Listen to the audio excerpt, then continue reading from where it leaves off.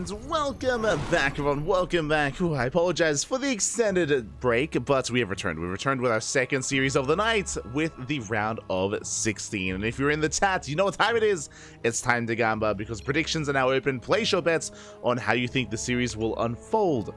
Best of luck. As spawning in the top left-hand corner of Side Delta, we have the American, usually Protoss, but now off racing as Terran. We have, representing Virtus Pro, Astrea. And spawning in the bottom right-hand corner, we have the Australian Zerg player, the Red Zerg, representing Pig Pan. It is Pig himself. Let's go. We have our ZvT, and I'm curious as to how Pig will approach this. Again, we have, these two have actually faced off quite often when it comes to ESL Open Cup Americas. They face off on a semi-regular basis, and we actually have seen Pig defeat Astrea's Terran before. It has occurred in the past. It could happen again. So even though Astrea is the heavy favorite, especially if he were to play his main race, because he is off racing, Pig has a chance. Does have a chance. Now, when it comes to Astrea's off race, he very commonly does go 2x. Never mind. I was gonna say he very commonly goes 2x Reaper, but it looks like we have a Rax expand, but on the low ground. Very interesting build here by Astrea. Curious how this all comes together. This does mean that he's gonna be a little bit more vulnerable here on the low ground at the natural. We'll see if Pig can abuse that. Oh boy. As I was kind of trying to peek in, trying to get a read on, I was trying to tune into the previous series between Pig and Tatagiba that go all the way to the ace match, and Pig, he was actually discussing his series against Astrea. He was referring to how he was thinking about going into mass muta, thinking about trying to out multitask or try to pull Astrea apart in a more chaotic kind of game state. We'll see if he can get there. Likewise, Astrea is looking for the Overlord. He's attempting to hunt it down. Did open a Marine, he skipped the Reaper, and there is no Overlord cliff, there is no pillar, and the Overlord is gonna go down. So a nice pickoff already for the Blue Terran. Very nice pickoff. Overlord goes down. That will supply block Pig. Back at home is gonna be taking his third base, but yeah, is forced to make two Overlords, going for actually a delayed third. Very interesting. Okay. Oh my, what is happening here? What? I don't think I've seen this skin before. It looks like the drones are hairy. What's going on? I don't know if it's the color scheme or what, but okay, I'm gonna look away from the workers. Jesus. It looks like they have like furry patches on their backs. Aye. Regardless. Oh my god, okay, so now we see why. So I was curious as to why Pig was staying on two bases. I was very confused, but now it all makes sense. He was staying in gas. Pig, he did not invest into link speed, so he's skipping link speed, getting a second gas geyser, and Pig is going into two-base lair. This could be the beginning of two-base muta, but based on the fact that there is no link speed, I was gonna say I'm leaning more towards Roach play, but we would have already seen a Roach Warren by now. Is this straight up two-base muta? He's crazy. Bold move here by Pig. Marines, they move out. They're hunting down another Overlord, and they're going to get it. Oh, second Overlord is going to go down. Aye. Pig, once again, is supply blocked. His Lings will get into the main. He'll get a full scout. It is going to be mech out of... it's going to be mech out of Astrea. He's rushing just into... I was going to say Hyperflight Rotors. He's rushing into Hurricane Engines, going into Mass Cyclone. It is a two-base muta out of Pig, but I'm very concerned. He's trying to wall off. Now, thankfully, his wall off will mean that he is safe against the Hellions at least. Hellions should not be able to find a way in. Meanwhile, another Overlord is found, and Astrea is going to attempt to hunt it down. And behind this, massing Cyclone against muta. I still do want to favor Astrea in this position, but we'll see if he can get away with it. Cyclones are revealed. Overlord gets hunted down. And Pig, he is in a bit of trouble here. Astrea hasn't seen much. I mean, he knows it's two-base play. It could be two-base Roach all-in, could be a Nidus-based all-in, could be muta. Astrea's in the dark as to what exactly is going on. But he's gaining high ground vision with that Rax. Astrea spots all the queens. The high queen count is a tell. Does see the fact that the Roach Horn is not researching, neither is the Evo Chamber. So I mean, it could be a couple of things. It could be Muta, it could be Swarm Host. But last Queens are going down left and right. And Pig, he now starts up the Mutas, but it might just be too late. At this point, it might just be too late. Eva Chamber gets brought down. More Cyclones have arrived. And they can chase down the Queens. they can just chase them down at this point. There's not much to defend. Workers are going down, and Astrea, he's snowballing out of control from here. Takes down every single Queen. Now, because Astrea's been taking this time, it will mean the Mutas will pop. Mutas do pop out. They reveal themselves. Roach Warren falls. And the Cyclones, they can just kite back. They can just kite back. They will come out on top. They shut down the Mutas. Yeah, the Mutas get cleaned up. They do nothing against the Cyclones. And GG, well played. Astrea will take game number 1. GG. Just an unfortunate setup there by Pig. Happened to be going into 2-based Muta. Unfortunately, Astrea happened to be going into a Cyclone rush. He was rushing into a second factory, into Mass Cyclone, into Hurricane Thrusters. Sorry, Hurricane Engines. And, yeah, it wasn't like Astrea knew what was going on. He didn't. As far as he knew, it could have been Roaches, as he was able to scout that opener. So Astrea, he wasn't exactly sure what was going on, but he did take it slow, took it steady, didn't force his way into the natural too quickly. Just took his time, took down the Eva Chamber, took down the Roach Warren, and then snowballed from there. So a solid game from Astrea.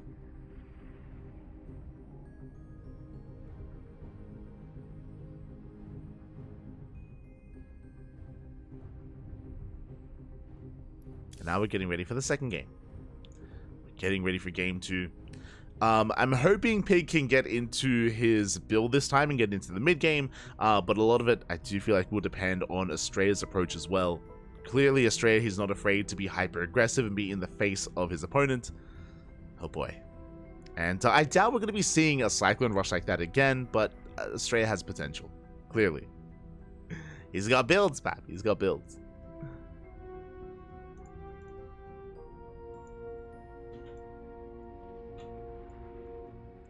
We go. Meanwhile, it looks like other portions of the bracket are advancing. They are progressing. For now, it looks like our players need a little bit of time to determine which map they're going to be jumping into next. Need a little bit more time.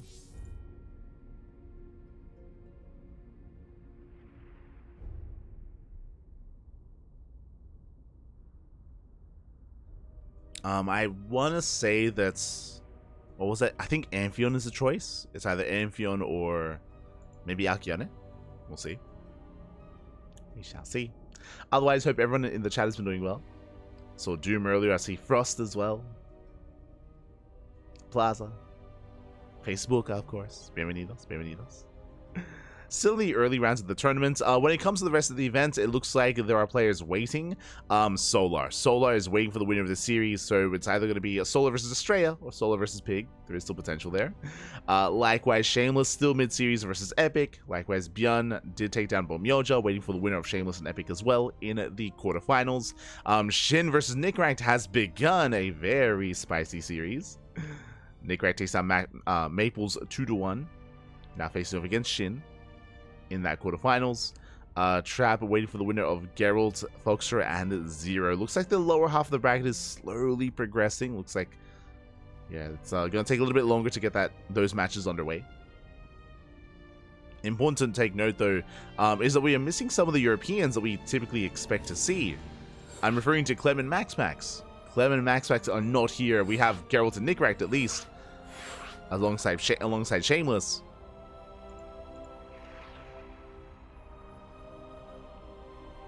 But the big European names are not here this time.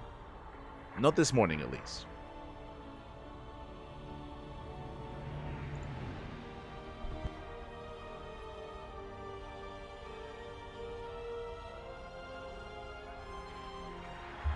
Here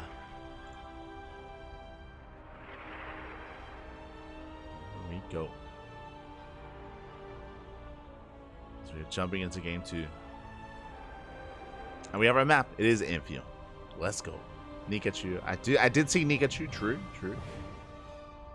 I think. Could be mistaken. Yeah, I didn't. I'm blind. And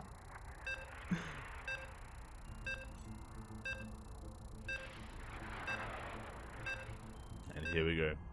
We're jumping into that second game. And I'm curious, do we see another crazy build like a Cyclone Rush? What does our Terran player have for us? Aye, aye, aye. A Terran in the hands of a Protoss. Not like this. It's going to be disgusting. And spawning in the bottom left-hand corner of Amphion, we have the Australian Zerg player. Usually a caster, but does compete in these online Americas events. It is PiG. The pressure is on. We'll see if he can bounce back and force the ace match. And spawning in the top left-hand corner, we have the American Terran player. Usually Protoss, but now off-racing as Terran representing Virtus Pro. It is Astrea. Ooh, and Astrea, he's opening up with a proxy 2-racks. We have not just one SV, we have a second SV moving out across the map. Aye, aye, aye. Astrea is going to be committing with the proxy 2-racks. Meanwhile, back at home, PiG did open up, I believe, with a 15, or he went for an extractor trick. Just the initial extractor trick into hatch first. So it's going to be hatch gas pull out of PiG. Hopefully does go for that standard opener. Meanwhile, Astrea is setting up with those racks. And now I assumed it was going to be proxy 2 racks, but my apologies, because there is a third SCV. It's going to be proxy 3 racks. Oh boy. So it's proxy 3 racks mass marine. The way this works here, we're going to be building up a marine count. We're going to be throwing down bunkers at the natural as well and laying siege upon that expansion. And defending against this, I mean, a lot of it will come down to the scouting. PiG, the sooner he scouts this, the sooner he realizes what's going on, the better. Overlord does move out. The Overlord is going to be in position to scout the SCVs, so PiG will have a heads up. But he won't scout the proxy itself. So he's going to have to rely on his reaction to the SCVs and Marines. Overlord gets across the map. True, the initial Overlord scout is going to be a little bit faster. It does confirm the lack of racks back at home. Sees the ramp is empty. Spots the depot in its own. And already, that's a tell. You can see PiG controlling the Overlord. He's a little bit confused. He's trying to confirm. Does get eyes on the lack of CC. Now he knows. Now PiG should realize what's going on. Ooh, he's scouting with the drone initially. Checking the ramp. Or checking the cliff, sorry. Queens are on the way. And here comes the all-in. Astrea hunting down the Overlord initially. Bunkers are on the way. Overlord is going to go down. That is going to supply block PiG. Ooh. Overlord does fall. Boys are being pulled. Can PiG deny the bunkers? Oh, so far the start stepping is it's a little bit too good. The boys being pulled. 2 drones go down. 3 drones go down. And there are so many Marines here. The surround. Oh, the jukes! Astrea, calm down. He slips away. The Marines, they are looped up. There's only 1 SCV left. 2 SCVs went down, but the bunker, it looks like it will finish. It's going to be close. The Queen is going for the SCV. Bunker does complete. Aye, aye, aye. And Astrea, he's trading well. He's trading well. He does target down the workers. That's 12 drone kills. That is insane. 12 workers go down. Bunker is salvaged. And the Marines, they keep rallying in. It looks like Astrea, he's snowballing out of control. He's broken the natural. He has crippled the economy. He takes out every single queen, and it's going to be a short series. GG, well played. Astrea will take the series 2-0, advancing on to the next round. GG. Whew. I see in the chat, did Astrea random? No. Astrea, he picked Terran for both games. Both games, Astrea did pick Terran, as he usually does whenever he off races like this. And congratulations, Astrea will take the series. Unfortunately, PiG, he took a big chance by pulling the boys like that to focus down the SCVs. It's a very committed response, and if he's unable to deny the bunkers, then it's a game then and there. The bunker did complete, and we saw so many drones go down. PiG, he invested quite heavily into saving the natural, and did pay the price for it. And alas, Astrea got too much damage, snowballed out of control. GG, well played. Astrea does take it. Again, Astrea was favored in this series, even with the off race. We have seen PiG cause upsets before. He has defeated Astrea's Terran, I want to say once or twice in the past. But not this time, unfortunately. Not this time. And unfortunately, we weren't able to really embrace a longer game. Astrea went for a wild build in game 1, rushing into Mass Cyclone. Here in game 2, going for the proxy.